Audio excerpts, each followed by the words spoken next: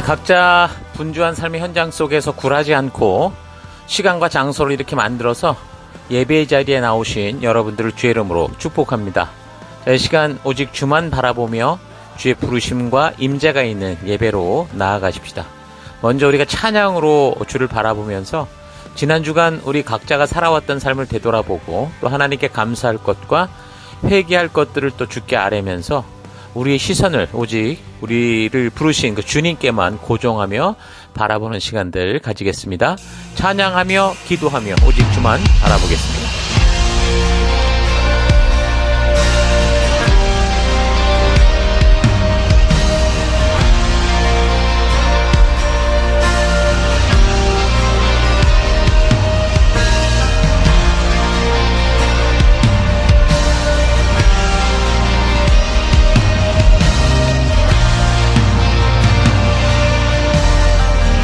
소망하는 아버지 나라, 내가 소망하는 아버지 나라,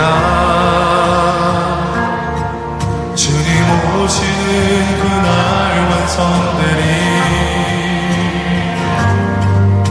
우린 고대 안에 주님 오시는 그날을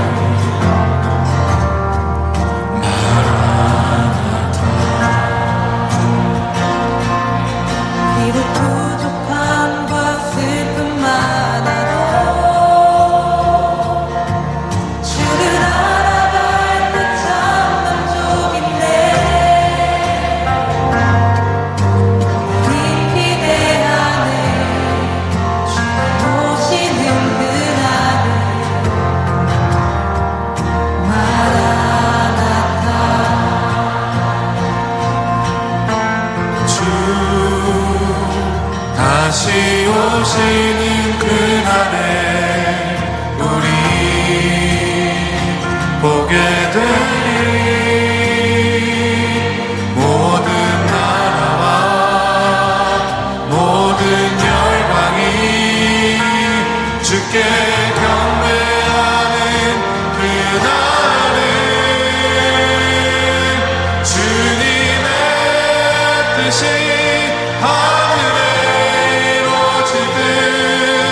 이 땅에 이루어지는 그날, 모든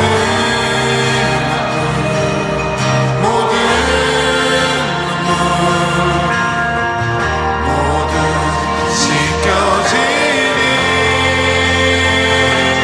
부활의 영광 이 땅에 이루어질 때 새 노래로 찬양하리라.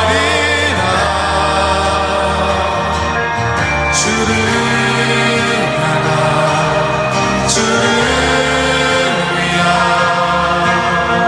승리의 노래를 선포하리.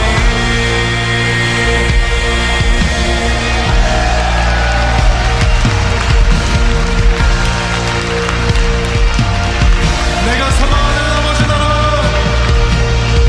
내가 소망하는 아버지 나라, 주님 오시는 그날 완성되리.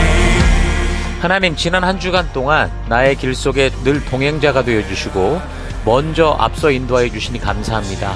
그런 주의 인도 속에서도 한눈 팔고 거룩하지 못한 생각과 욕심과 본능 속에 휩쓸려 살아왔던 것 회개합니다. 용서하여 주옵소서. 이 시간 흔들리고 방황하는 그곳에서도 함께해 주시고 변함없는 길과 계획과 모든 걸음이 되어주시는 우리 하나님만 바라보겠습니다. 그 예배로 나아갑니다. 용서하시고 회복하시고 우리를 거룩히 하시는 우리 주 예수 그리스도의 이름으로 기도했습니다. 아멘. 자, 이제 다 같이 우리가 함께 주일 우리 찬양과 경배로 나아가겠습니다.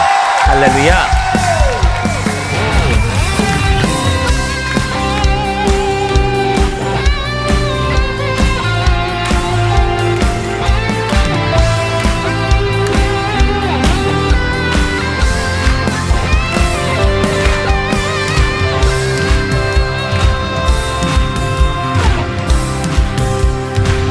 거리마다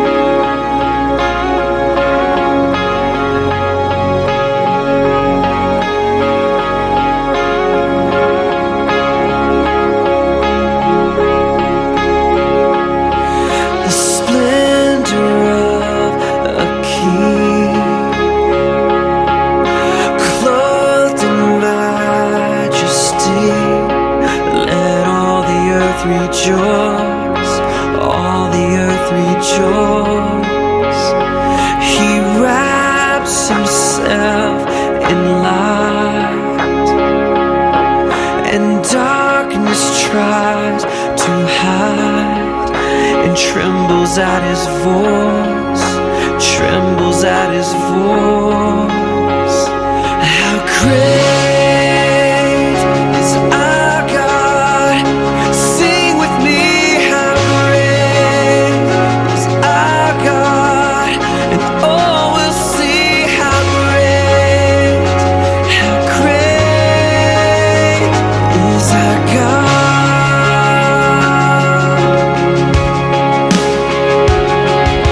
Age to age he stands, and time is in his hands, beginning and the end, beginning and the end. The Godhead three in one, Father, Spirit, and Son, the Lion and the Lamb, the Lion and the Lamb. How great is our God? Sing with me, how great is our God, and all will see how great is our God.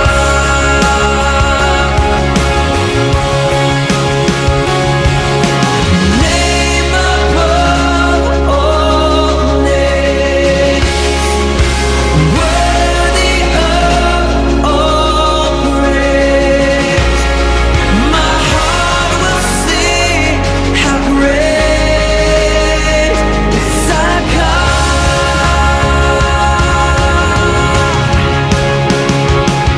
You're the name above all names.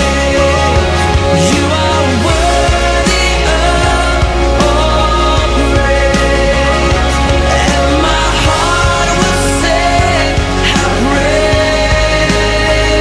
is our God.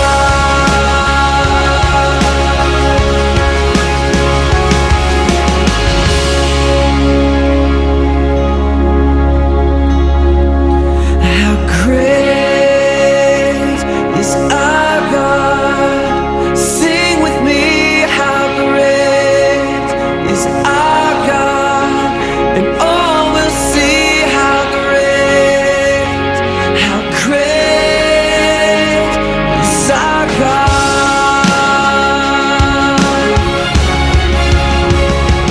How great is our God? How great is our God? How great is our God? The whole world sings, the whole world sings. How great is our God? How great is our God? How great is our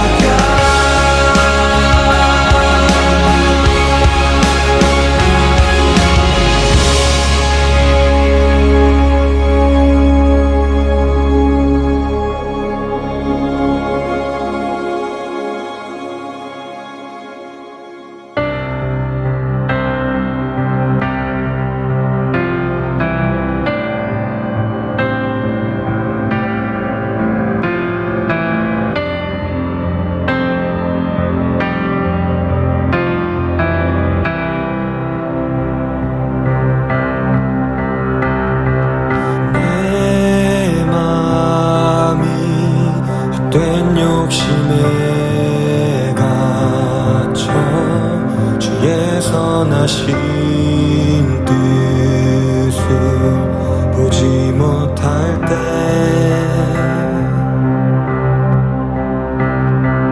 내 맘에 눈을 돌이키 지키시고 주의 말씀으로 나 인도하소서.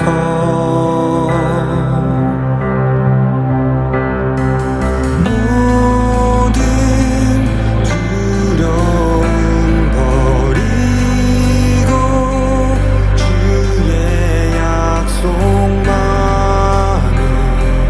바라봅니다.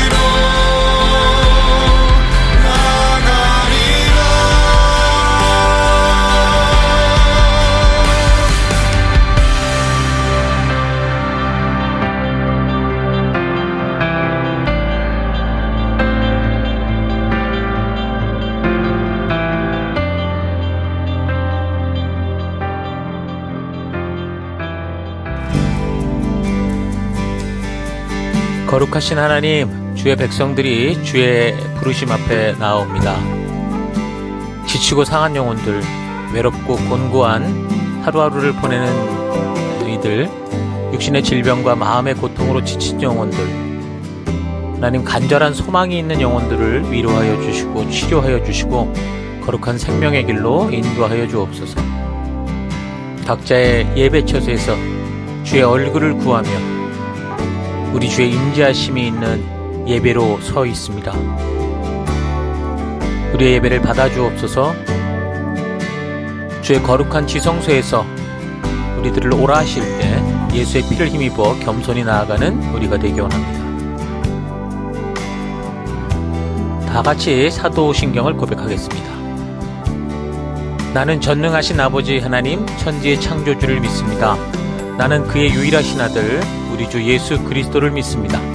그는 성령으로 잉태되어 동정녀 마리아에게서 나시고 본디오 빌라도에게 고난을 받아 십자가에 못 박혀 죽으시고 장사된 지 사흘 만에 죽은 자 가운데서 다시 살아나셨으며 하늘에 오르시어 전능하신 아버지 하나님 우편에 앉아 계시다가 거기로부터 살아있는 자와 죽은 자를 심판하러 오십니다. 나는 성령을 믿으며 거룩한 공교회와 성도의 교제와 죄를 용서받는 것과 몸의 부활과 영생을 믿습니다. 아멘. 하나님, 우리의 이 고백이 단지 입술의 고백이 아니라 예배 순서로서의 고백이 아니라 우리의 삶으로 드러나는 고백, 우리 삶의 향기가 되고 우리의 그리스도의 편지로서 드러나는 우리가 되기 원합니다. 오직 주만 바라봅니다. 예수님 이름으로 기도했습니다. 아멘.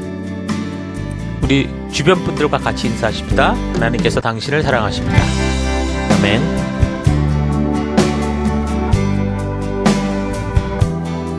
예, 우리 3월 9일 또 하나님 말씀 함께 살펴가겠습니다.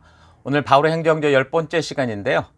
고린도전서 관련된 계속 역사 살펴보겠습니다. 자, 교회에서 발생하는 문제를 위기가 아니라 성숙의 기회로 만들라. 교회에서 발생하는 문제를 위기가 아니라 성숙의 기회로 만들라. 이런 제목으로 함께 말씀 또 살펴가겠습니다. 자, 오늘 본문에 해당되는 고린도전서 2장 1절에서 5절까지 봉독해 드리겠습니다. 형제들아, 내가 너희에게 나아가 하나님의 증거를 전할 때 말과 지혜의 아름다운 것으로 하였나니 내가 너희 중에서 예수 그리스도와 그가 십자가에 못 박히신 것 외에는 아무것도 알지 아니하기로 작정하였습니다. 내가 너희 가운데 거할 때에 약하고 두려워하고 심히 떨어노라. 내 말과 내 전도함이 설득력 있는 은혜의 말로 하지 아니하고 다만 성령의 나타내심과 능력으로 하여 너희 믿음이 사람의 지혜에 있지 아니하고 다만 하나님의 능력에 있게 하려 하였노라. 아멘. 자, 지난주에 우리는 바울이 이제 3차 전도 여정 가운데 에베소 소아시아 지역에 거처를 두고 두란노 서원을 세워서 이제 복음 전도에 힘을 쓰고 있는 와중에 그 2차 전도 여정에서 세웠던 교회, 그러니까 고린도 교회에서 발생했던 그런 문제들에 대해서 우리가 살펴봤습니다. 그러니까 여러 사람들을 통해서 들은 고린도 교회에서의 문제들이 10가지가 넘었었는데 예수를 그리스도로 믿는 하나님의 자녀들이 모인 교회에서 어떻게 이런 일이 있을 수 있을까 싶은 일들도 벌어졌던 것을 볼 수 있습니다. 자, 이런 일들이 교회에서 충분히 일어날 수 있는 이유는 교회는 이 세상으로부터 거룩하게 구별되어 모인 성도들의 모임이 분명히 맞지만 하나님의 전적인 은혜로 구원을 받아서 의롭다 칭함을 얻은 성도, 그 성도들의 수준은 그야말로 완전히 바닥이기 때문이라고 했습니다. 그러니까 어떤 실력이 되는 자를 구원하는 게 아니라 정말 구원해야 되는 당장 급한 자들을 구하신 거죠. 그래서 성도는 교회와 셀을 통해서 하나님의 말씀을 바르게 배워서 하나님 나라 백성답게 살아가는, 그러니까 성화의 그 삶, 성장하는 삶을 사는 것이 구원 그 이후 반드시 따라오는 다른 영적 성장의 길인 겁니다. 자, 그래서 하나님의 말씀을 통해 다른 성도의 정체성을 알아가고 또한 하나님 나라 백성답게 살 수 있는 하나님 나라 법도와 규례와 명령, 이 계명을 바르게 배워서 그런 율법을 주신 하나님의 의도를 온전히 알아 각자 보내받은 삶의 더 곳곳에서 이 열방의 제사장이요 거룩한 하나님 나라 백성답게 살아가는 이 하나님 나라를 세워가는 그런 삶을 살아가야 하는 거죠. 자, 그러기 위해서 우리는 성경과 역사에 나오는 이 사건들을 통해서 하나님이 그 백성들에게 말씀하시고자 하는 그 하나님의 뜻을 온전히 분별하는 게 정말 중요한데, 여기 초대교회 속에서 지금 벌어지는, 우리가 살피는 역사 속에 벌어지는 사건들, 비록 실패와 실수로 인한 일들이 많지만 이런 사건들을 통해서 우리는 하나님의 의도를 다르게 알 수 있는 좋은 기회를 가질 수 있는 겁니다. 그래서 이미 지난 주간 여러분들이 고린도전서를 직접 읽으면서 묵상을 했을 텐데, 오늘 이 시간 고린도에서 벌어졌던 문제들에 대한 이 바울의 답변을 통해서 우리가 이런 우리의 삶 속에 벌어지는 많은 문제들의 이런 어떤 성도로서의 자세를 배우고 그다음에 하나님의 의도를 살펴보도록 하십시다. 일단 고린도 교회에 바울이 전하는 모든 답변에 대한 그 의중을, 그 어떤 핵심적인 답이라고 할 수 있는 그 마음을 한 구절로 말한다면 바로 1장 10절의 말씀이라고 볼 수 있습니다. 형제들아, 내가 우리 주 예수 그리스도의 이름으로 너희를 권하노니 모두가 같은 말을 하고 너희 가운데 분쟁이 없이 같은 마음과 같은 뜻으로 온전히 합하라, 이거죠. 자, 이 구절을 교회 안에서 생긴 그 파벌의 문제에 대한 답변의 처음처럼 이제 분류를 하는데, 그런데 이 구절을 통해 전달되는 그 의미를 보면 단지 이게 파벌에 대한 문제만이 아니라 지금 고린도 교회에서 벌어지고 있는 모든 문제들에 대한 답이라고 봐도 무방합니다. 각 문제들이 대부분 서로 다른 생각, 다른 말을 함으로 분쟁이 생긴 것들이기 때문에 오히려 이 구절은 고린도 교회에서 발생한 모든 문제에 대한 핵심적인 그 바울의 마음이 담긴 답변이다라고 볼 수 있죠. 자, 그래서 이 구절은 이 시대 모든 이 교회와 성도들에게도 한 교회 안에서 우리가 어떻게 사명을 감당해 갈 것인가에 대한 분명한 답이 된다라는 거 잊지 마시고, 우리도 한 교회로 모여서 우리에게 주신 생명을 낳는, 생명을 세우는 사명을 감당해 갈 때 모두 같은 말을 하고 자기 생각대로 하고자 하는 이 분쟁 이런 거 없이 좀 같은 마음과 같은 뜻을 가지고 각자에게 주신 이 달란트와 은사를 우리가 동원해서 함께 부르신 사명을 위해 달려가는 우리가 될 수 있기를 바랍니다. 자, 그래서 계속해서 11절부터 나오는 이 문제들에 대한 이 답변을 좀 살펴보면요. 첫 번째가 이제 바울파, 아볼로파, 베드로파, 그리스도파 하는 그 파벌 문제였었는데, 대부분 중요한 문제에 대해서는 당연히 이제 많은 분량을 두고 말하게 되는 게 당연하겠죠. 그래서 바울이 은사 문제에 대해서 말을 하느라고 거의 12, 13, 14장, 3장에 걸쳐서 이렇게 적고 있는데, 여기 파벌, 분열의 문제에 대해서는 거의 4장에 걸쳐서 답을 하는 걸 볼 수 있습니다. 그리고 고린도 교회 많은 문제 중에 가장 먼저 이 부분을 다루고 있죠. 자, 이거는 교회에서의 분열 문제는 이 복음의 문을 막는 아주 심각한 일이 되기 때문이다라고 볼 수 있습니다. 분열이 생기면 주님이 주신 사명에 집중할 수 없죠. 여러분, 교회의 목적이 뭡니까? 거룩한 성도들, 생명 낳는 생명의 성도들, 이 아비의 마음을 가진 성도들로 이 하나님의 자녀들을 성장하게 하는 것이죠. 자, 그러기 위해서 목사와 리더, 성도들이 힘을 모아서 말씀을 좀 주도적으로 만나고 나누고 그 말씀이 스스로의 삶의 가치가 되도록 성도들을 반복적으로 훈련을 해야 됩니다. 자, 그런데 분열이 생기면 그런 모든 교육이 중단되는 거죠. 서로 틀리지도 않은 다른 가치들, 바울의 핵심, 아볼로의 핵심, 베드로의 핵심 등이 이게 서로 중요하다고 고집을 펴면서 성장해야 되는 그 훈련에 의해서 완전히 멈춰 서게 되는 겁니다. 그래서 바울이 말하는 거는, 야, 우리는 단지 하나님의 종에 불과하다. 우리는 각기 다른 능력을 가지고 여러분이 하나님을 믿게끔 도왔을 뿐이다. 내가 씨를 뿌리는 사람이었다면 아볼로는 거기에 물을 주는 일을 하였고, 그래서 하나님께서 여러분을 그렇게 성장케 하신 것이다 라고 이렇게 말을 하죠. 그러니까 바울도 아볼로도 베드로도 여러분을 하나님의 진심을 품은 자녀답게 되도록 도우라고 하나님께서 보낸 사람들이다. 각 사역자마다 다른 능력, 다른 은사를 가지고 여러분을 도울 건데 그 인도자들을 따라서 순종해라. 그래서 교회 안에서 분열이 없도록 참 마음으로 하나가 되어서 같은 생각을 가지고 같은 목적으로 한 마음이 되라. 이렇게 이제 권고합니다. 교회의 분열은 성도들의 성장을 멈추게 하고 보냄을 받은 이 사명을 완전히 잃게 만들죠. 그래서 여러분, 우리가 어떤 교회에 소속이 된다면 그 교회를 통해서 영혼들을 성장하게 하기 위해 준비한, 하나님이 준비하신 그 교회의 사명과 그들이 그 가치를 읽어가는 방법에 기꺼이 동참하고 성실하게 그 약속들을 지켜가는 일에 함께 순종하는 게 바른 성도의 삶입니다. 그러니까 약속을 지키지 않잖아요. 그러면 자꾸 핑계와 변명이 늘어나게 돼요. 그러다 보면 나중에는 그 변명과 핑계가 진짜처럼 착각이 들어서 어디서부터 내가 불순종하게 됐는지조차 구분하기 힘든, 그 영적으로 굳은 마음이 되고 맙니다. 그 마음이 굳으면 어떤 말씀이든 간에 오해해서 들리게 되고, 순종해야 할 것에 대해서 이런 핑계 저런 핑계로 미루고 지키지 않는 게 아주 자연스러운 그런 삶이 되고 마는 거죠. 여러분, 그러므로 이 사도 바울의 가르침과 같이 교회 안에 분열이 없도록 참 마음으로 하나가 되어서 이 교회를 통해 생명을 자라게 하시고자 성령 하나님께서 주신 약속에 우리가 같은 생각과 한 마음을 가지고 힘써 나아가는 우리가 될 수 있기를 바랍니다. 자, 두 번째, 세 번째 문제는 뭐였습니까? 성적인 문제에 관련된 것이었죠.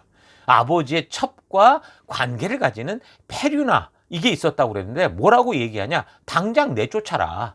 그러니까 그런 죄악들은 쉬쉬하면서 방치하지 말고 엄하게 심판해야 되는데, 비록 육신은 멸망케 돼도 영혼을 살릴 수 있는 길이 바로 이거다라고 말을 하는 거죠. 그러니까 성적인 범죄는 절대로 용납할 수 없는 그 이유가 있어요. 왜냐하면 우리의 몸은 음행하라고 만들어진 게 아니고 주님을 섬기라고 주신 하나님의 성전이기 때문에 그렇습니다. 그러니까 사도 바울은 우리의 몸은 예수님의 목숨이라는 비싼 대가를 주고 산 그런 성령의 집, 하나님의 성전이라고 말하죠. 자, 그러면서 교회를 다니고 믿는다고 하면서도 성적인 범죄에 빠져서 탐욕을 일삼는 자나 사기꾼이나 우상숭배자나 술 주정꾼이나 모독적인 말을 하는 입에 담는 자들과 상종하지 말라, 그렇게 말합니다. 그러나 이 세상은 워낙 그런 사람들이 사는 세상이기 때문에 우리가 이런 세상과 상종하지 않고 살려고 하면 어떻게 됩니까? 지구 밖에서 천국 가서 살아야 되지만 적어도 교회 공동체 안에서는 이런 일이 있어서는 안 된다라는 걸 강조하는 거죠.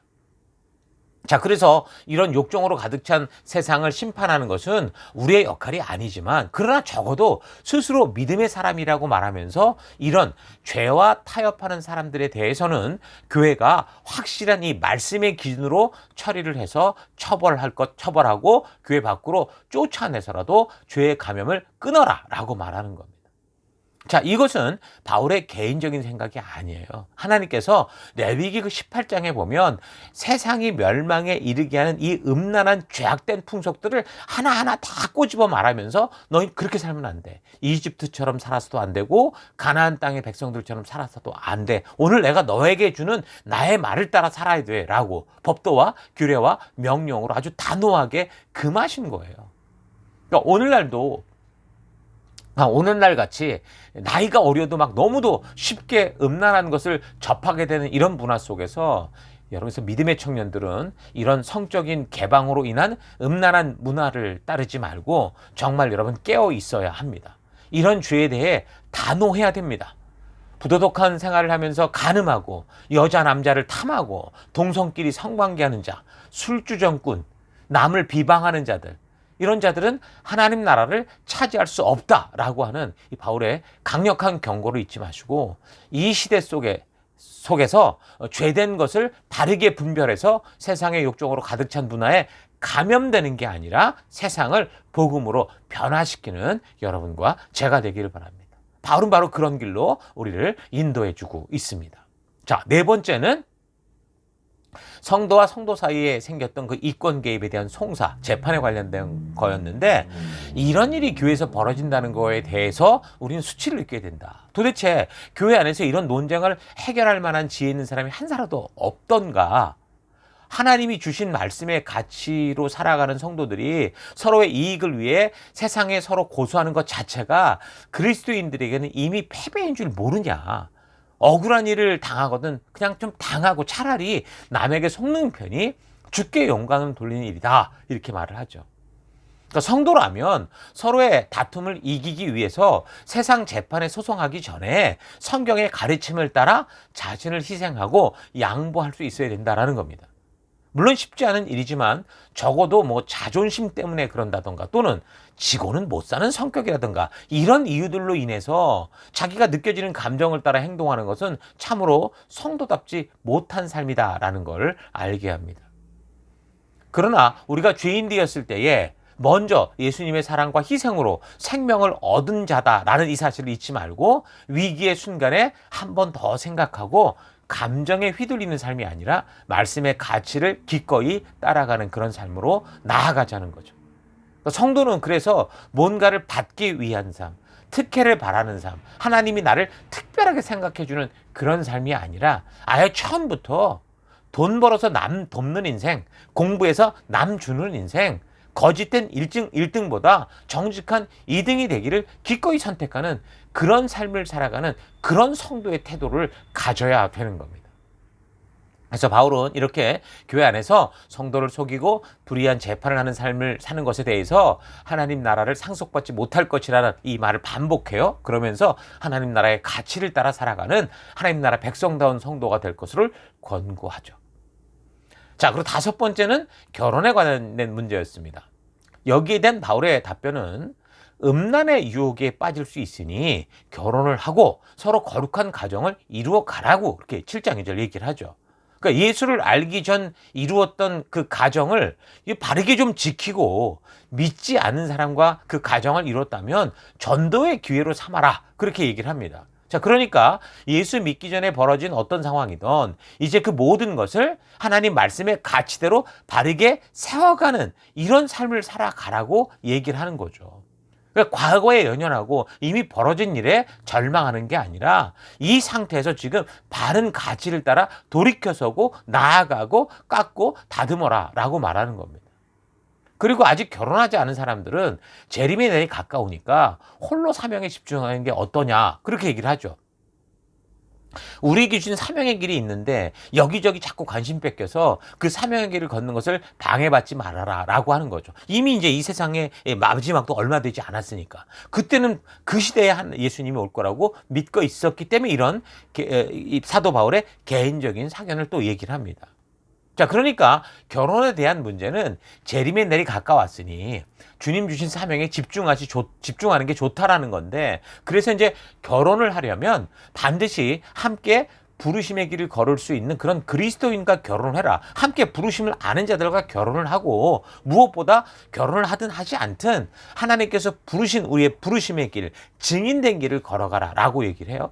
자, 그러니까 공부를 하던 취직을 하던 사업을 하던 결혼을 하던 그게 뭐라는 거예요? 하나님 백성답게 살아가는 일을 더 풍성하게 해야 되는 거지. 바로 그런 일 때문에 부르심을 포기하고 미루는 그런 이유가 되게 하지 말라는 거예요.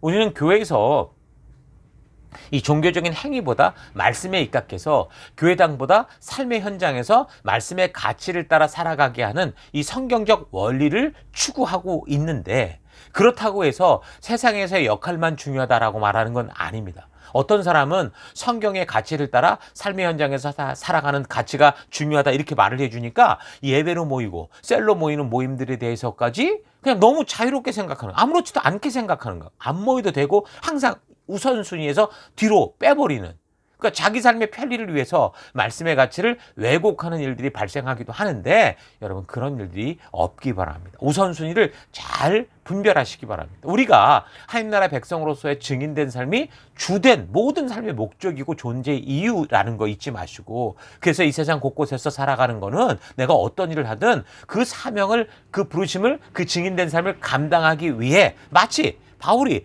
장막 치는 자가 되고 텐트 만드는 자가 됐던 것처럼 그렇게 우리가 살아가야 된다는 걸 잊지 마십시오. 이미 오래전부터 무슨 욜로족 그래가지고서 한 번 사는 삶 행복하게 사는 게 중요하다라는 그런 생활 풍토가 생기기 시작했었잖아요. 그러니까 행복을 추구하는 건 나쁜 게 아니라 영원한 생명이 있다는 사실을 잊어버리고 이 세상이 마치 마지막인 것처럼 현재 자신의 행복만 이 땅에서의 마지막을 즐기려는 이런 걸 가장 중요시 여기는 이 극단적 이기주의 성향을 더욱 부채질하는 이런 태도가 문제라는 겁니다. 자, 이런 식의 세상 유행 속에서 살아가는 성도들조차 어떻게 해요? 이런 풍토에 자신도 모르게 물들어요. 소돔과 고모라에 그 롯의 딸들이 물들었던 것처럼. 그래서 영원한 삶을 망각하게 되고 현재 눈에 보이는 화려해 보이는 삶이 전부인 것처럼 점점 자기 만족을 위한 삶을 추구하는 것이 당연한 것처럼 받아들이는 그런 경향이 생기거든요. 그래서 우리는 날마다 하나님의 말씀을 가까이 하고 그 말씀의 가치를 따라 온전히 자기 자신을 잘 되돌아보고 예수님께서 우리를 영원한 죽음의 구덩이에서 아무런 조건 없이 구원해서 어떤 사명자로 우리를 지금 이 어둠 속에 빛으로 만들어 우리의 현장으로 보내셨는가, 이걸 잘 기억해야 됩니다. 그래서 내가 하고 싶은 것을 위해서 하나님께서 주신 자유를 자기 만족을 위한 육체의 기회로 삼지 말고 이 땅에서 하나님 나라 백성답게 이 말씀의 가치를 따라 걷는 부름받은 성도의 삶을 부지런히 걷는 여러분과 제가 될 수 있기를 바라요. 자, 여섯 번째는 우상의 제물과 관련된 문제였었죠. 사도행전 15장에서 처음에 그 초대교회 시작 당시 1차 전도 여정을 끝내고 이방인들이 교회에 들어오면서 여러 가지 율법을 지키냐 할례를 받냐 문제가 생겼을 때 결국 사도들의 회의를 통해 결정된 것 중에 우상의 제물을 먹지 말라라는 분명한 결단들이 있었어요. 근데 바울의 답변은 뭐라고 그러냐면 시장에서 파는 거면 그냥 묻지 말고 먹어라. 하나님께서 만드신 것은 다 선한 거니까 그냥 기도하고 먹어라 라는 식으로 이야기를 해줍니다. 자, 그런데 그렇게 자신이 그렇게 떳떳하게 우상의 제물을 먹는 것에 대해서 믿는 사람들은 그래서는 안 된다고 생각하는 믿음의 초보자들, 그 우상의 이런 삶에서 벗어나서 거룩한 삶으로 나오겠다고 했던 이 믿음의 초보자들이 보면 혼란이 올 수 있다는 거죠. 아, 저래도 되나? 아니, 내가 지금 저기가 더러워서 이쪽으로 왔는데 왜 이쪽 사람들은 저 더러운 이런 우상의 제물을 먹지? 라고 생각하면서 하나님께서 분명하게 금하시는 것들에 대한 확실한 그 경계가 무너져서 결국에는 이런 사람들도 분명한 하나님의 말씀의 선에서 어떻게 된다는 거예요? 무너진다는 거죠. 그럼 결국 점차 세속화되는 시기 될 것이기 때문에 바울은 만약에 이런 경우를 당하면 나는 그냥 평생 그 고기를 먹지 않겠다. 자유할 수 있고 우상이 거짓말이라는 건 알지만 연약한 자들이 그렇게 무너져서 또다시 세상으로 돌아가는 일이 생긴다면 나는 평생 고기를 먹지 않겠다. 이런 결단을 보여주는 거죠. 오늘날도 이런 비슷한 일들이 뭐가 있습니까? 뭐 제사 음식이나 술이나 담배와 같은 이런 문제들이 대할 때 똑같은 일들이 벌어지죠. 그래서 우상의 제물에 관한 바울이 이 결단하는 이 태도, 이거는 굉장히 중요한 오늘날 우리 성도로서 가져야 될 그런 자세요, 태도라고 생각을 합니다. 생각해 보십시오. 우리가 행동하는 어떤 일에 대해서 수군거리는 말이 자꾸 나오는데 교회 다니는데 왜 저래? 이런 말이 나온다는 거는 다른 사람들이 볼 때 어떻다라는 거예요. 분명히 내가 성경적인 어떤 부분에 대해 잘못을 하고 있거나 또 신앙적으로 볼 때 위험스러운 요소들이 있다는 거고 또 나는 몰랐지만 내가 보지 못한 어떤 부분을 성령께서 그런 방법으로 알게 하시는 것이다 라고 볼 수 있어요. 근데 그럼에도 불구하고 나만 괜찮으면 된다라는 식으로 행동을 하게 되면 믿음이 연약한 사람들은 이런 것을 보고 하나님과 가까워지는 것보다 그냥 몸이 편하고 자기가 하고 싶은 욕심에 쉽게 치우치기 때문에 결국 타락의 유혹에 쉽게 넘어지면서 결국은 그들이 굳은 양심이 돼서 처음부터 잘못된 믿음의 길을 걷게 된다라는 거죠. 바늘도둑이 소도둑 된다고 하는 것처럼 욕심과의 이 작은 타협이 결국에는 돌이킬 수 없는 타락의 함정에서 빠져나오지 못하게 하고 심지어는 그래서 그 영혼이 다시 죽음의 이런 세상으로 돌아갈 수도 있다라는 겁니다. 그래서 우상숭배에 관해 말하는 10장에서는 이제 좀 뭘 알 것 같다고 자유로 그 육신의 기회를 삼아서 방종하지 말고 좀 겸손하게 생활해라. 그러니까 우상의 제물에 관해서 나만 떳떳하면 먹어도 된다고 하는 이 문제의 뿌리에는 뭔가 단지 자기만을 생각하는, 그러니까 자기의 욕심대로 하고 싶은 그런 이 탐욕과 방종과 교만이 있다라는 걸 알게 하는 겁니다. 그래서 바울은 그런 태도가 얼마나 위험한 것인지에 대해서 그 출애굽했던 이스라엘 백성들이 구원받고 하나님과 동행하는 그 광야길에서조차 결국 우상숭배, 그러니까 자기 욕심에 빠져서 결국 약속의 땅에 들어가지 못한 그런 예들을 쫙 얘기해 주면서 고린도 교인들의 이 자기중심적이고 안일한 신앙생활에 대해서 경각심을 불어넣습니다. 여러분, 교회가 무너지는 가장 무서운 이 원인은 연약한 지체들을 돌보지 않고, 그러니까 나만 생각하는 이기적인 태도입니다. 어린아이의 태도, 어린아이의 특징이 뭡니까? 자기만을 생각하고 자기 시야, 자기 세계 속에서 살잖아요. 자, 그래서 부모가 볼 때 아이가 좀 제대로 크고 있구나, 성장을 느낄 때가 언제냐면 이 아이가 자기만 생각하는 게 아니라 이제 주변을 생각하고 남을 생각하고 부모를 생각하고 타인의 입장을 생각할 때 부모가 이 아이가 바르게 크고 있구나라는 걸 알 수 있죠. 여러분, 영적인 성장도 마찬가지입니다. 어린아이의 신앙일 때는 기도를 하든 뭘 하든 전부 자기야, 내 거. 자기만 생각하고 행동을 하는데 이제 점점 성숙해지면 자기를 넘어서 주변을 보죠. 남을, 다른 지체들을 먼저 생각하고 더 나아가서 하나님의 마음까지 먼저 생각하게 돼서 하나님이 안타깝고 불쌍하게 여기는 그 영혼들에 대해 그 하나님 아버지의 마음을 가지고 저들을 대하게 되는 겁니다. 그래서 이 건강한 성도들은 셀로 모여서 생명을 낳는, 생명을 세우는 이 하나님의 이 가장 큰 관심사에 적극적일 수밖에 없는 거예요. 자, 그러니까 비록 우상의 제물로 시작된 문제지만 사실 그 뿌리에는 자기중심적인 이기적인 삶을 지적하고 있다는 거 우리가 분명히 알아야 됩니다. 오늘날 우리도 술, 담배를 비롯한 동성애, 혼전, 성관계, 게으름 등의 뿌리에는 결국 자기중심적 욕심이 있기 때문이다라는 걸 잘 분별해서 나는 이런 일을 행함에 있어 자유롭고 양심에 아무런 꺼리낌이 없다고 생각하면서 마음대로 행동하는 그런 태도들, 영적인 이기주의적인 태도들을 확실하게 버려야 될 겁니다. 자, 그래서 바울은 10장을 통해서 다시 한번 그런 분명한 마음의 태도를 다루면서 자만하지 말고 주님께서 주신 자유를 가지고 육체의 욕심을 채우는 그런 기회를 삼지 마라. 무슨 일을 하든지, 그래서 먹든지 마시든지 다 하나님의 영광을 위해 행하라 라고 하면서 진정한 성도의 삶의 길을 제시하고 있습니다. 자, 그리고 7번째는 사도권에 대한 문제였죠. 그러니까 사도 바울을 보고 사도가 아니라고 하는 사람들에게 왜 내가 사도가 아니냐. 비록 다른 사람들, 다른 지역의 사람들은 나를 사도라고 생각하지 않더라도 나의 전도를 통해 교회가 된 여러분들은 내가 분명히 사도라는 것을 알 거다. 여러분들은 바로 나를 통해서 그리스도의 사람이 됐기 때문이다 라고 아주 강하게 말하죠. 이건 바울이 자기 변명을 하는 게 아니에요. 그를 통해 전달된 예수가 그리스도라고 하는 이 복음이 잘못되었다고 하는 결과를 초래할 수밖에 없기 때문에 바울이 아주 강하게 자신의 사도권을 주장하는 겁니다.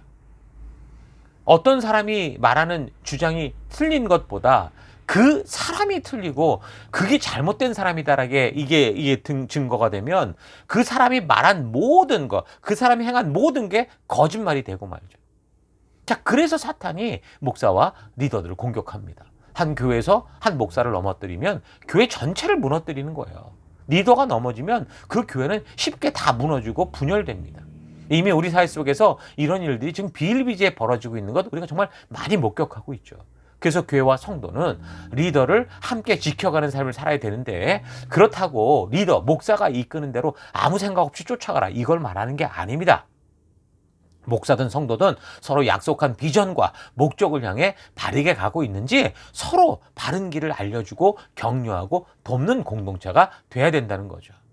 당연히 리더들은 항상 그래서 자신을 겸손하게 말씀 앞에서 돌아보고 아주 겸손하고 낮은 자세를 가지고 항상 귀를 열고 있어야 되고, 사도 바울 같은 경우는 자신이 복음을 전하는 통로가 지금 되고 있는데 그런 내가 넘어질 수도 있다라는 그런 사실을 염두에 두고 있어서 늘 말씀 따라 자신을 계속해서 훈련해 가고 있다. 자기를 복종시키고 있는 그런 삶에 대해서 이야기하면서 한 생명을 향한 이 하나님의 마음을 가지고 그래서 각자 번뇌를 받은 곳에서 증인된 삶을 부지런히 살아가자, 그렇게 도전을 합니다. 자, 8번째는 여인들이 공공장소에서 머리에 수건을 쓰는 문제죠. 여기에 대해서 바울은 여자는 남자의 권위를 인정하는 그런 표식으로 머리를 가려라, 이렇게 얘기를 합니다. 그래서 이 문제에 대해서 바울이 내린 이 해결 방안을 가지고 여성 인권을 주장하는 사람들의 말이 좀 많은데요. 바울이 말하는 것은 지금 남자와 여자의 차별을 말하는 게 아니고 교회 안에 바른 질서를 말하고 있는 겁니다.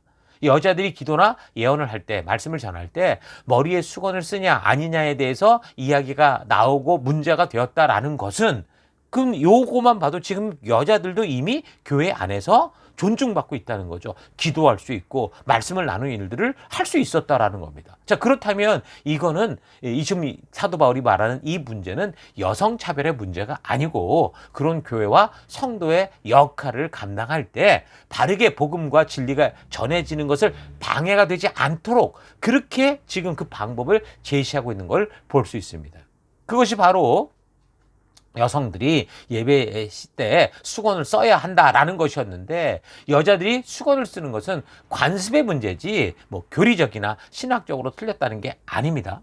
그 당시 수건을 쓰지 않는 여자들은 이 아프로디테 여신전에서 매춘을 하거나 그런 신전에 여사제로 있는 여자들이 그랬단 말이에요. 그러니까 쉽게 말하면 그 시대 날라리들이 다 그랬단 말이에요. 그 여사제들이 뭔가를 의식을 행할 때 다 그랬어요. 머리 풀어헤치고 신을 부르는 이상한 춤을 추다가 황홀경에 빠져서 신을 대진해서 말하는 그런 신탁을 받는 그런 일들을 했잖아요. 자, 그러니까 그 당시 공공예배에서 머리에 수건을 쓰지 않고 여자들이 이렇게 나서서 뭘 한다라는 거는 본의 아니게 그들의 문화 속에서 볼 때 그런 고린도 문화적 배경에서 성적으로 자극을 주거나 또는 신들린 여사제들이 황홀경에 빠져서 뭔가 이상한 소리를 대언하는 것처럼 그렇게 보이는 이 좋지 않은 영향을 줬다라는 거죠. 그래서 유대인 회당의 경우 여성들은 남성들과 완전히 분리된 공간에서 그렇게 예배에 참석하고 있었고 그런데 기독교 예배에서는 한 공간 안에 남녀가 함께 참여하면서 여성들이 수건을 막 벗어 던지고 머리를 흐트러지게 한 채 과한 열정으로 예배를 드리는 그런 모습은 그 많은 사람들로 하여금 우상신당의 여사제들을 보는 것 같은 그런 느낌을 줬다라는 거예요. 그래서 바울은 예배의 모범의 하나로서 예배 때 또는 기도하거나 예언, 그러니까 설교할 때 여성이 수건을 벗어버리는 그런 행위를 좀 금지할 것을 강력하게 주장하는 거죠. 자, 이거는 좀 오늘 이 시대를 살아가는 우리와 전혀 상관이 없는 문제입니다. 그러나 비슷한 이런 원리적 문제를 놓고 볼 때 오늘날도 예배에 참석하게 될 때의 복장을 가지고 본의 아니게 구설수에 오르래 하는 경우가 있습니다. 예를 들면 우리가 파티를 갈 때나 뭐 바베큐를 갈 때나 또는 시상식이나 졸업식 갈 때 또 비치에 놀러 갈 때 다 모임의 목적에 맞는 적당한 옷을 입고 가듯이 교회 예배에 갈 때도 어떤 분명한 좀 선은 있어야 된다라고 보통 우리가 얘기를 하죠. 그래서 여기 고린도 교회를 향한 바울의 충고를 그래서 우리가 잘 참고해 볼 때 예배에 참석해서 하나님의 임재하심에 집중하지 못하게 방해가 되는 것들에 대해서는 비록 교리적이 아니어도 분명한 선을 긋고 지켜가는 것이 좋다라는 것을 우리가 알 수 있습니다. 자, 9번째는 모임 후에 먹었던 그 애찬 문제였습니다. 예수님의 고난을 기억해서 함께 떡과 포도주를 나누고 공동체가 하나가 돼서 주신 사명에 더 집중하라고 그렇게 한 것을 가지고 부자와 가난한 자의 차별이 생기고 분열이 된다면 말이 되냐. 그렇게 참된 성찬의 의미를 잃고 대충 하니까 그런 자기 죄를 먹고 마시는 게 돼서 병자가 생기고 심지어 죽는 사람들까지 나왔다고 바울이 말하면서 온전한 의미, 예수님께서 이것을 명하신 의도를 바르게 찾아가자 이렇게 말을 합니다. 그래서 성만찬을 하기 위해 모일 때 지체들의 마음을 배려해서 서로 기다려주고 만일 배가 많이 고프거든 좀 집에서 먼저 먹고 와라 이렇게 충고를 해주죠. 오늘날 우리가 보는 이 성만찬은 그냥 예배 시간에 행사로서 간단하게 행하지만 이 당시에는 대부분 식사를 하는 자리였었거든요. 그래서 그렇습니다. 자, 우리도 근데 이런 걸 적용해 볼 때 함께 뭐 바베큐를 하든지 또 교제를 할 때 보면 비슷한 현상이 나타나요. 그러니까 섬기는 사람들은 섬겨요. 열심히 준비하고 땀 흘려 준비하고. 근데 또 어떤 사람들은 누리기만 하는 거예요. 남이야 땀 흘리든 말든 이 반찬 더 없어요. 저거 맛있는 거 더 주세요. 이러면서 이런 걸 봐요. 서로 먼저 희생하려고 하는 이 공동체가 돼야 되는데 그래야 좀 살짝 행복하고 아름답고 좋지 않습니까? 우리의 부모님을 볼 때 정말 우리가 감사하고 눈물 나는 게 뭐예요? 그분들의 희생 때문이잖아요. 그러니까 교회가 좋고 그리운 것은 뭡니까? 서로 사랑하며 희생하고 서로 섬겨주고자 하는 그 누군가의 헌신이 있었기 때문에 교회가 아름다운 거예요. 그래서 우리가 교회 안에서도 이런 사실을 잘 보면서 서로 먼저 남을 배려하고 존중하는 우리가 되십시다. 내가 먼저 내 몸을 희생해서 같이 섬기는 자가 되자고요. 그래서 우리가 함께 모일 때 내가 혹시 너무 개인적인 행동을 하면서 전체를 보지 못하고 있지는 않은가 차분히 좀 되돌아보고 우리가 먼저 우리의 모임 가운데 희생하고 준비하고 섬기고 헌신하는 우리가 될 수 있기를 바랍니다. 자, 10번째 문제는 은사 문제였죠. 12장 3절. 그러므로 내가 너희에게 알리노니 하나님의 영으로 말하는 자는 누구든지 예수를 저주할 자라 하지 아니하고 또 성령으로 아니하고서는 누구든지 예수를 주시라 할 수 없느니라. 자, 그러니까 은사에 관련된 문제를 다루면서 왜 이런 소리를 하냐면 고린도 교회에는 여러 은사들이 나타났었는데 아마도 바울을 이어서 고린도 교회를 섬겼던 아볼로에게는 신비하고 신령한 그런 어떤 신령해 보이는 은사들이 없었던 것 같죠. 그래서 말씀을 중심으로 전하는 이 아볼로에 대해서 은사 중심적인 신앙을 추구하는 사람들이 바울의 사역과 비교하면서 어떤 은사적 현상들이 나타나지 않으니까 아볼로가 전하는 말씀에 대해서까지 성령으로 하는 것이 아니다라고 의심을 하고 불신을 하는 거예요. 그래서 이런 소식을 들은 이 바울이 누구든지 성령이 아니고서는 예수를 주라고 신할 수 없는 거다라고 하면서 아볼로의 분명한 입장을 대변해주는 그런 말을 하는 겁니다. 그 당시 누군가 십자가에 못 박혀 죽었다라고 하는 것은 천벌을 받았다, 하늘의 저주를 받았다라고 생각을 했고 또 신명기 21장 23절에도 나무에 달린 자는 하나님에게 저주를 받은 자이기 때문에 그 땅에 재앙을 불러올 수 있다. 그래서 시체를 해가 지기 전에 매장해라 이렇게 할 정도거든요. 그러니까 바로 이런 율법의 말씀 때문에 유대인들은 뭐 처음엔 바울도 그랬죠. 나무 십자가에 달려 죽으신 예수를 저주받아 죽은 사람이다라고 그렇게 생각을 했던 거예요. 그런데 누가 봐도 나무에 달려 죽은 저주받은 인생 같은 이 예수를 그리스도다라고 하는 것은 성령이 아니고서는 안 되는 일이라는 거죠. 아볼로는 말씀만으로도 예수가 그리스도의 진다라는 것을 증거해낼 수 있는 그런 사람이었잖아요. 이런 아볼로가 어떻게 성령으로 하는 사역이 아니냐 이렇게 얘기를 하는 거죠. 그래서 12장 4절 은사는 여러 가지인데 성령은 같고 직분은 여러 가지만 주가 같으며 또 사역은 여러 가지지만 모든 것을 모든 사람 가운데서 이루시는 하나님은 같으니 각 사람에게 성령을 나타내시면 유익하게 하려 합니다. 이렇게 얘기를 하죠. 왜 바울이 성령과 주와 하나님이 같다라고 하는 것을 풀어서 설명하는가 하면 지금 우리 시대 안에서는 삼위일체 하나님이 너무도 당연한 것이잖아요. 우리는 그렇게 믿고 있는데 그 당시 고린도 교회 사람들은 각종 은사나 직분, 사역 등이 다 다른 어떤 존재에게 받는다라고 생각을 했다는 거예요. 그러니까 다른 천사들이 준다고 생각을 했는지 어떤 것인지 뭐 다른 신이 준다고 그건 확실하지 않지만 분명한 것은 그 나타나는 은사들은 한 성령께서 교회와 성도를 위해 주시는 것이라고 생각하지 않았다라는 거죠. 그러니까 왜 그런 식으로 생각했는지에 대해 그 당시 역사적인 배경을 통해 생각을 해보면 그 당시 그리스나 로마 사람들에게는 어떤 사람에게 특별한 능력이 나타나잖아요. 그럼 그 사람은 어떤 특별한 그런 신에게 능력을 받았다 이렇게 봤습니다. 예를 들어서 한 사람이 말을 잘하면 운병가의 신인 머큐리의 능력을 받았다 그렇게 생각을 했고요. 이런 식이었어요. 그러니까 고대 바벨론 종교의 뭐 신이 남신 여신들이 뭐 수백에서 수천 가지 4,5천 가지나 있었는데 이런 풍습이 그대로 그리스 신화로 그리고 그것이 로마 신화로 흡수되어 발전돼 갔죠. 그러니까 이런 수많은 신들은 각기 자기만의 재능이 있었는데 그래서 사람들은 그런 재능을 가지기 위해서 자기가 바라는 재능을 가진 그 신에게 기도를 했던 겁니다. 자, 그러니까 자기가 원하는 것이 있을 때 그렇게 해당되는 신에게 기도하면 받는다라고 하는 이런 그리스 로마 종교 문화적 배경이 바탕이 되어서 사람들이 교회에 나오기는 했지만 그 문화 속에서 이제 나와서 교회를 왔지만 그런 문화적 배경을 근거로 살아왔던 사람들이 교회와 성도를 세우기 위해서 역사하는 이 성령의 은사들을 그런 식으로 이해를 했던 거죠. 완전히 오해를 한 겁니다. 그러니까 그런 오래된 종교 문화적 역사 바탕에서 대대로 다양한 신을 섬기던 사람들에게 삼위일체 하나님 한 분만 섬겨라 라고 하니까 이건 아주 그들에겐 싱겁기 짝이 없었겠죠. 그래서 나중에 이런 그리스 로마 신화식 종교적 배경이 결국에는 로마 카톨릭으로 흘러들어가는데, 이 카톨릭 지도자들이 이런 이 로마 이 카톨릭의 우상 전통을 바탕으로 성인들에게 기도하는 거, 이걸 발명을 합니다.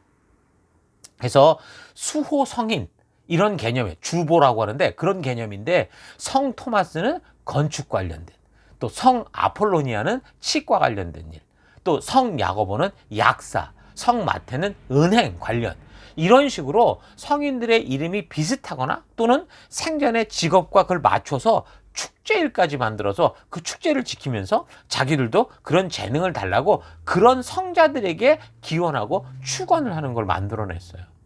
심지어 병이 걸려도 각 증상마다 다 다른 대상을 향해 기도합니다. 불임 여성은 성 안토니에게, 암은 성 페레그리노에게, 임산부는 성 젤라드에게, 관절염은 성 야고보에게, 이런 식으로 이 카톨릭 대사전 기타 카테고리를 참고해 보면 홍보에는 성 바울 사도에게, 또 화재 예방에는 성녀 바르바라에게.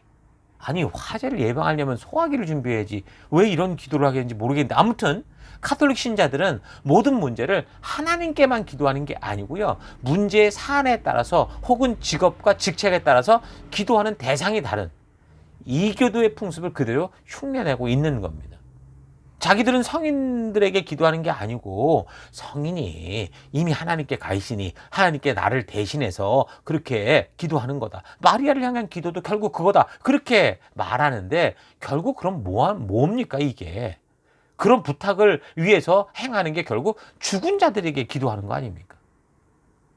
아무튼 이런 그리스 로마 신화식 종교 개념들이 섞여서 성령의 은사에 대한 오해들을 하고 있으니까 사도 바울이 4절에서 이런 신비한 은사들은 어떤 특별한 영에게 따로따로 이렇게 받는 게 아니고 은사는 여러 가지지만 그것을 주시는 성령은 같다. 직분도 여러 가지지만 같은 주님께서 맡기신 거다. 그 일을 이루시는 분은 하나님 한 분뿐이다 라고 외치는 겁니다. 그러니까 지혜의 은사든 지식의 말씀이든 믿음이든 병 고치는 은사든 능력을 행하는 것이든 예언이든 영분별함이든 각종 방언을 말하는 것이든 방언을 통역하는 것이든 12장 11절, 이 모든 일은 같은 한 성령이 행하사 그의 뜻대로 그가 주도적으로 각 사람에게 나누어 주는 거다. 각 사람을 통해 일하시는 거다라는 거죠. 그러니까 은사를 주시는 그 주체가 성령이시고 성령 하나님 한 분이 교회와 성도들의 유익을 위해 행하시는 주권적 사역이라는 거예요. 그러니까 각종 은사는 성령께서 성도 각 사람을 통해 교회를 온전하고 유익하게 하려고 행하시는 겁니다. 그래서 각 사람을 통해 은사가 나타나는 것은 그 사람의 열심과 간절함의 결과가 아니고요, 교회와 성도의 필요를 따라 행하시는 성령 하나님의 주도적인 섭리에 있다라는 거죠. 그래서 은사는 각 개인의 소유가 아니라 교회와 성도들을 세우는 일에 공유하게 하신 그런 은혜라고 볼 수 있습니다. 자, 그런데 분명히 고린도 교회에서는 성령께서 교회를 위해 행하시는 은사들이 풍성했던 것 같은데 문화 종교적 오해와 더불어서 뭔가 그런 것을 통해 남을 섬기는 게 아니라 결국 자기 자랑거리로 삼았던 거죠. 또 그런 걸 통해 그 다른 사람들을 영적으로 마치 레벨이 떨어지는 것처럼 그렇게 교만한 삶을 살았던 겁니다. 그래서 13장으로 넘어가 보면 아무리 방언을 말하고 예언을 하고 산을 옮길 만한 그런 믿음이 있다고 해도, 심지어 천사의 말을 해도 사랑이었으면 아무것도 아니다, 아주 단호하게 잘라 말하죠. 우리는 보통 고린도전서 12장을 은사장, 13장은 사랑장 이렇게 얘기를 하는데 여러분 그게 아닙니다. 12장, 13장, 14장까지 방언을 비롯한 특별한 은사를 받았다고 자랑질하고 그렇지 못한 영혼들을 낮추어보고 떠들어내는 은사파들에게 바른 가르침을 주는 그런 이런 내용인 거죠. 그럼 왜 고린도전서 13장에 사랑은 오래 참고 사랑은 온유하며 하면서 한 장을 통틀어서 왜 사랑에 대한 그런 얘기를 할까요? 고린도 교회에서 은사와 관련해서 문제를 일으키는 사람들이 오래 참지 않았던 거예요. 온유하지 않았고 시기했고 자랑했고 교만했고 무례했고 자기의 유익을 구했고 성냈고 악하게 생각했고 진리보다 불의에 빠지는 그런 삶을 살았기 때문이죠. 교회와 성도를 섬기기 위해 성령께서 주도적으로 행하시는 결과로 나타난 은사를 가지고 나를 통해 성령이 일하신 것을 가지고 분파를 만들면서 서로 시기하고 자랑하고 교만하게 사랑 없이 교회를 혼란하게 만들고 있었기 때문에 이렇게 13장 한 장을 다 이렇게 두고 얘기를 하는 겁니다. 요즘도 은사에 대한 문제가 나오면 대부분 방언이나 예언, 병 고치는 능력 행함으로 말미암은 것인 것처럼 그 당시에도 방언을 하는 게 가장 큰 문제였던 것 같아요. 그래서 예언을 더 사모하라고 하는데 바울이 말한 이 예언은요 14장 3절을 참고하면 다른 사람을 격려하는 게 예언이고 위로하는 게 예언이고 하나님이 맡기신 이 말씀을 잘 전해서 성도들을 성장하도록 돕는 게 바로 예언의 말이었던 겁니다. 요즘 문제를 일으키는 한 사람의 미래를 점치듯이 말하는 그게 예언이 아니고 마치 오늘날 설교와 같은 말씀으로 교회의 덕을 세워 유익하게 하고 듣는 성도들에게 하나님의 뜻을 밝히 알게 해서 그 말씀으로 격려하고 위로하고 성장하도록 돕는 게 바울이 말하는 예언이었던 겁니다. 자, 그래서 방언은 그 말을 알아들을 수 있는 하나님과 자기만의 대화니까 그 자신에게만 유익이 될 수 있다라는 거고 그래서 그 방언도 가능하면 혼자 있을 때 하라고 그렇게 얘기를 하는 겁니다. 근데 예언은 하나님께서 맡기신 말씀을 밝히 드러내는 거니까 교회와 성도에게 유익하다. 그래서 방언보다 예언하기를 힘써라고 말하는 거죠. 아마도 방언하는 것이 굉장히 고린도 교회를 혼란하게 했던 아주 큰 이유로 보이는데 그래서 14장을 통해서 방언에 대해 확실하게 알게 하면서 하나님이 주신 은사가 교회를 무너뜨리는 게 아니라 바르게 세워갈 수 있도록 그렇게 지도를 하는 겁니다. 은사를 사모할 수 있으나 교회의 질서를 따라 하고 무엇보다 예언, 그러니까 하나님 말씀의 계시를 명료하게 설교할 수 있는 그런 예언자가 되기를 더 원해라. 그렇게 권고하는 겁니다. 그러니까 말씀 중심의 삶을 살라고 말하는 거죠. 하나님이 세우시고 이끌어 가시는 교회에는 하나님의 자녀들이 있습니다. 그래서 하나님께서는 그 교회와 성도를 세워 가시기 위한 일들을 직접 행하시는데 그렇게 나타나는 일들이 바로 은사들이다라는 거예요. 자, 그러니까 성도들이 힘써 교회와 지체들을 사랑하고 하나님의 진심인 말씀을 전할 때 하나님이 사도들이 그렇게 하나님의 진심을 전하고자 할 때 행하셨던 것처럼 한 분 성령 하나님께서 주도적으로 교회와 성도들을 위해 행하시는 것 열매, 그게 은사니까 우리는 어떻게 돼요? 최선을 다해서 하나님의 진심을 정하는 증인된 삶, 그 하나님의 마음으로 기도하는 기도의 삶, 중보하는 삶, 이런 삶을 살아가야 되는 거 잊지 마십시다. 자, 그리고 이제 마지막 11번째죠. 육신의 부활의 문제였습니다.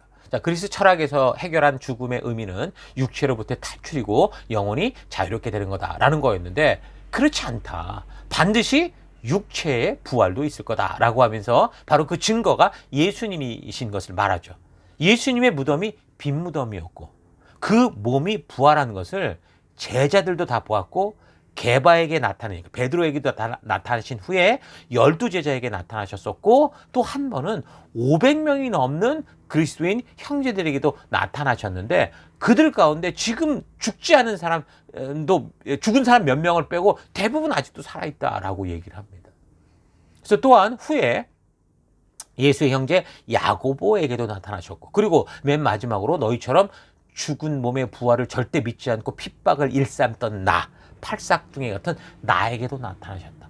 부활은 사실이다. 이 얘기를 하는 거예요. 자, 그러므로 몸의 부활은 반드시 있을 건데 씨앗이 심겨지면 완전히 다른 모습으로 이렇게 싹이 터 올라오듯이 하나님께서 하늘에 속한 새로운 부활의 몸을 주실 거다. 그래서 하늘에서 마지막 나팔 소리가 들릴 때 먼저 죽었던 모든 그리스도인들이 순식간에 결코 죽지 않는 새로운 몸을 가지고 살아날 거고 누군가 그때까지 살아남아 있다면 그들 또한 한순간에 새로운 몸을 지니게 될 거다. 그래서 육체의 부활을 확실하게 전하는 겁니다. 그러니 굳게 서서 흔들리지 말고 주님의 일에 항상 힘써라. 너희들이 지금 주님의 진심을 전하기 위해 애쓰고 수고하는 것들이 결코 헛되지 않을 거다. 힘내라 라고 그렇게 격려를 합니다. 여러분들도 성도요. 그래서 이 세상에서 변함없이 빛과 소금의 길을 걷는 그런 존재죠. 그렇다면 당연히 이 세상에서 바르게 사명으로 준비되지 않으면 그냥 유혹과 즐거운 것이 많은 이 세상에서 살아가는 것 자체가 힘들고 어렵다고 느끼게 될 수 있겠죠. 그래서 이 땅을 살아가는 동안 우리의 본향이 천국이다라는 거 잊지 마시고 그 말씀의 가치를 가지고 살아가는 게 성도다라는 거 잊지 마시고 그런 하늘 소망 가지고 살아가는 우리가 되기를 바랍니다.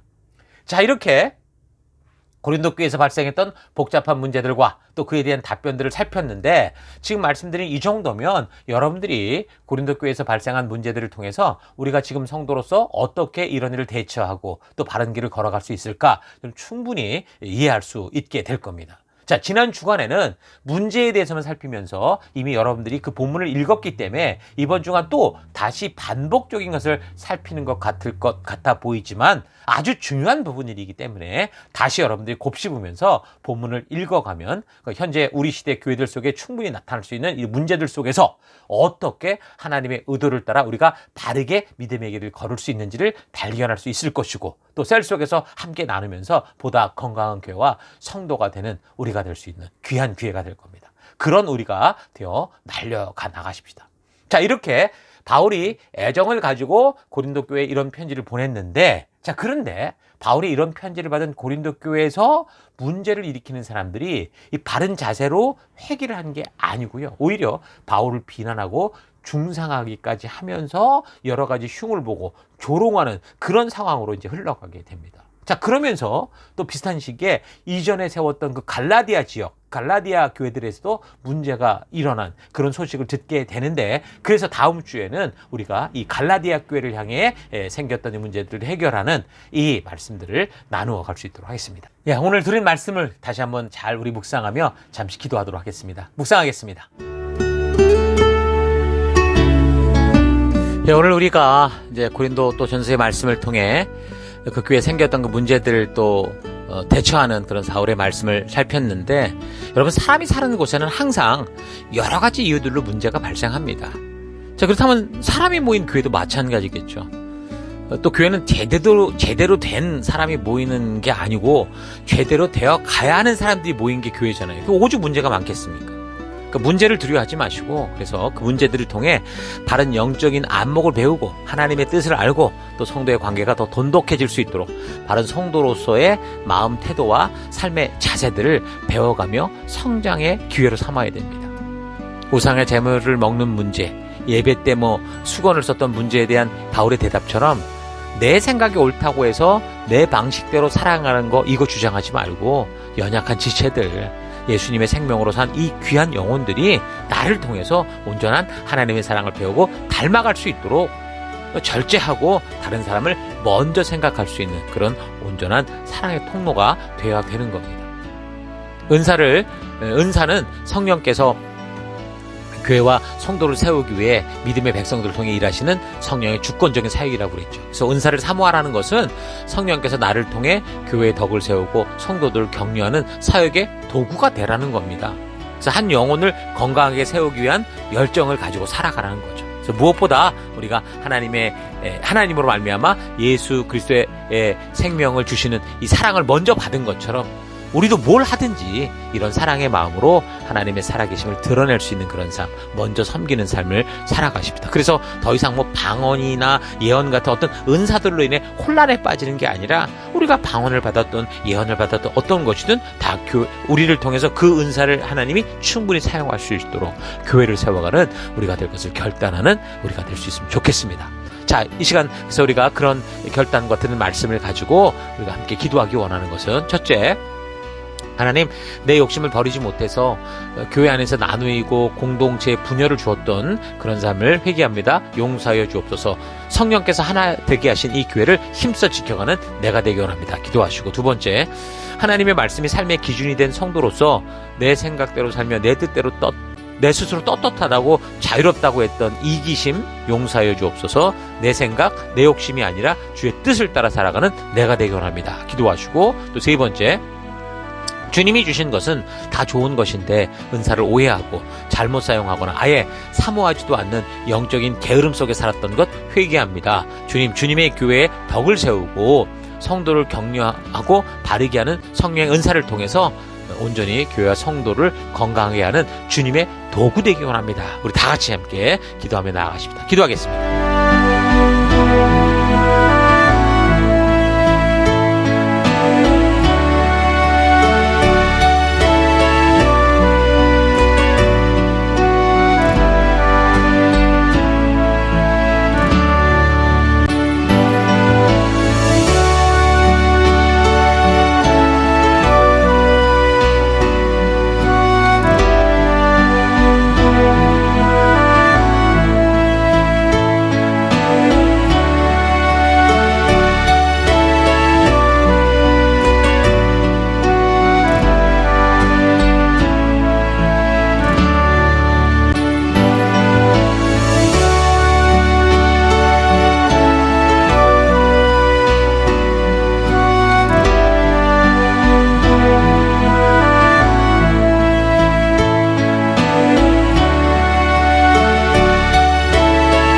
사랑의 하나님, 오늘도 우리가 또 고린도 교회에서 벌어졌던 일들을 통해 하나님의 진정한 뜻, 하나님의 그 말씀이 우리 시대에 어떻게 적용되어야 되는지를 배웠습니다.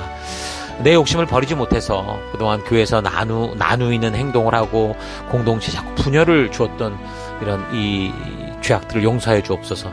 성령께서 하나 되게 하신 이 교회, 예수의 피로 산 이 교회를 지키는 내가 되기 원합니다. 하나님의 말씀이 삶의 기준이 된 성도로서 내가 존재하면서도 내 생각대로 살고 내 스스로 떳떳하다고 그렇게 마음대로 살아왔던 이기심 회개합니다. 용서하여 주옵소서. 내 생각, 내 욕심이 아니라 하나님의 생각, 하나님의 뜻 따라 살아가는 내가 되기 원합니다. 주님이 주신 건 다 좋은 건데 내 은사를 오해하고 잘못 사용하거나 그래서 반대로 또 아예 사모하지도 않고 그런 영적인 게으름 속에 살아왔던 것 또한 회개합니다. 주님의 교회에 덕을 세우고 성도를 격려하고 바르게 하는 성령의 은사를 통해서 우리에게 주신 이 교회를, 이 성도들을 건강하게 하는 주님의 통로, 주님의 도구 되기 원합니다. 어려울수록 더욱더 우리에게 주신 이 사명과 비전을 되새기고 그래서 하나님 이 어둠 속에 참된 빛된 삶을 살아가는 그런 하루, 그런 한 주 되기를 또 결단하고 감사드리며 예수님 이름으로 기도했습니다. 아멘.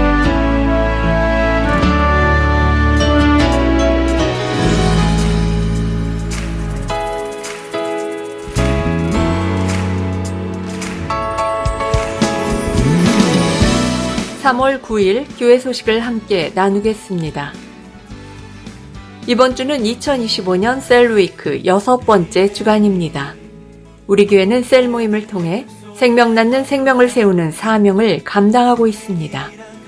생명 낳는 생명을 세우는 사명은 하나님의 전적인 은혜로 구원받은 모든 성도들의 존재의 이유입니다. 이것을 위해 우리가 구원받았고 우리가 이곳에 한 교회로 모여 하나님 나라를 이루며 지금까지 달려가고 있는 것입니다. 그러므로 모든 성도는 영적인 가정 셀에 속하여 말씀의 기초를 확실하게 쌓으며 그 말씀 위에서 지체들과 서로 격려하며 하나님께서 순종하는 우리를 통해 이루시는 치료와 회복의 놀라운 은혜들을 누리시기 바랍니다. 사랑의 돌봄과 성경과 역사 교육, 이것이 가장 중요하고 부름받은 자들의 핵심적인 사명인 것을 잊지 말고 셀 모임으로 적극적으로 모여주시기 바랍니다.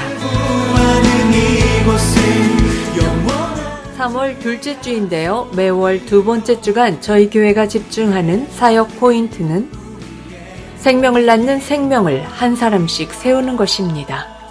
우리의 믿음은 그냥 교회당에만 왔다 갔다 하는 것이 아니고 하나님께서 부르시고 주신 사명을 따라 어떤 상황과 환경이 다가와도 그 사명을 하는 우리 지체들, 생명들이 함께 힘을 모아 하나님께서 우리 하나님 나라 백성들에게 맡기신 생명을 낳는 생명을 세워가는 것입니다. 각 셀 안에서 1:1 모임에 참여하여 생명을 낳는 생명을 세우는 사명에 함께하는 우리가 되십시다. 저희 교회를 새로 방문해 주신 지체들을 환영합니다. 오늘 이곳 예배당 예배에 그리고 영상 온라인 예배에 처음 참석해 주신 분들을 주의 이름으로 환영합니다. 우리를 이곳에 부르시고 함께하게 하신 하나님께 감사하고 그 사랑으로 우리 모두 함께 귀한 교회로 하나 되는 시간들이 되기를 바랍니다. 오늘 예배 후 성도의 교제는 본당 옆 건물 1층 로봇 화이트홀에서 모이게 됩니다. 함께 오셔서 귀한 성도의 교제 가운데 하나님의 은혜와 축복을 경험하실 수 있기 바랍니다. 예배 후 교제는 스캇 교회의 오후 예배가 있어서 4시 50분까지 마치고 모두 함께 교제했던 테이블이나 의자들을 정리하신 후 5시까지 퇴실합니다. 이어지는 교제는 멜번시티 곳곳에서 자유롭게 누리시기 바랍니다.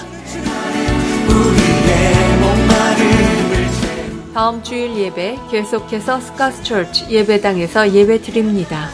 우리가 예배를 드리고 있는 멜번시티 CBD 안에 있는 스캇처치 본당에서 2시에 예배를 드립니다. 미리 예배 시간 5분 전까지 오셔서 거룩하고 귀한 예배, 하나님의 말씀으로 거듭나는 예배 되도록 하십시다. 우리가 드리는 예배는 계속해서 매주 영상으로 미리 준비되어 교회 사이트에 매주일 오전 6시에 업로드됩니다. 또한 교회 유튜브에도 같은 시간에 업로드가 되니 어떤 이유로든 예배당 예배를 나오지 못하게 되는 경우 각자가 처한 처소에서 각자 가능한 시간에 하나님의 부르심 앞에 스스로 나아가 예배 드리실 수 있기 바랍니다. 내가 처한 어떤 상황과 환경 속에서도 변함없이 거룩한 예배자로 서서 온전한 예배를 드리실 수 있기 바랍니다. 지금까지 3월 9일 교회 소식이었습니다. 한 주간도 믿음으로 말씀 따라 승리하는 여러분들 되시기 바랍니다. 하나님 말씀 네, 계속해서 우리 함께 우리 교회가 존재하는 목적을 외치고 축도로 예배를 마치겠습니다. 2025년 사람을 세우는 교회임을 잊지 않고 살아가는 교회 되기. 그 사명을 감당할 때 사랑을 가지고 사명을 이루는 교회 되기. 하나님이 주신 방향을 잃지 않고 열심을 다하는 교회 되기. 사명을 위해 구별하신 열방의 제사장 나라 거룩한 교회 되기. 어떤 상황과 환경 속에서도 하나님의 말씀대로 용기 있게 순종하는 교회 되기. 아멘. 자, 이런 부르심 잊지 마시고 이제 각자 보냄을 받은 삶의 더 곳곳으로 돌아가셔서 그 어둠 속에 그 세상의 풍요와 화려함에 속지 마시고 부르신 사명 따라 거룩한 빛을 비추며 그 땅을 썩지 않게 하는 소금으로 하나님이 여러분을 보내신 거룩한 증인으로 승리하는 거룩한 한 주 되시기를 바랍니다. 다 같이 기도하겠습니다. 이제는 우리 주 예수 그리스도의 은혜와 하나님의 그 크신 사랑하심과 성령님의 감화, 감동, 위로, 축복, 충만하심이 오늘 말씀을 통해 우리가 살아가는 삶은 세상의 영향을 받을 수밖에 없는 삶이기에 하나님께서 그런 삶 속에서도 살아갈 기준을 분명하게 주셨음을 알고 세상이 복잡하고 시끄러울수록 그 어둠 속에서 어둠에 잠겨가는 삶이 아니라 그 어둠을 밝히 빛나게 하여 영생의 길을 알리는 성도의 삶을 성실히 부지런히 살아갈 것을 결단하는 모든 백성들 머리 위에 이제로부터 영원토록 함께 하실지어다. 아멘. 하나님 말씀